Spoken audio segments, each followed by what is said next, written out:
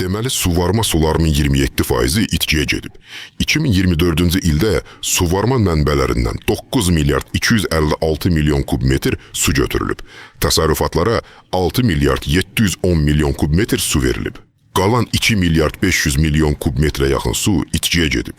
Bunu Dövlət Su Ehtiyatları Agentliyindən Rafiq Aslanov Milli Məclisin Aqrar Siyasət Komitəsinin təşkil etdiyi ictimai dinləmədə deyib.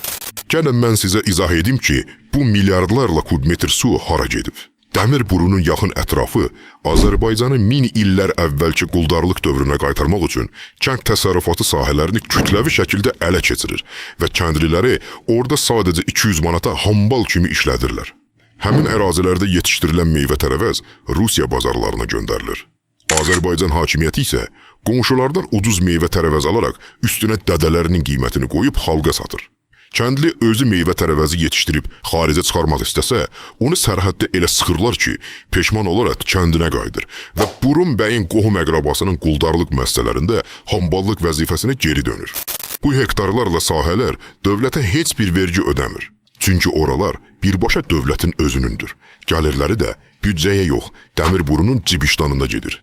Oraların suvarılması üçün lazım olan su isə hesabatda itkiyə getmiş su kimi qeyd olunur.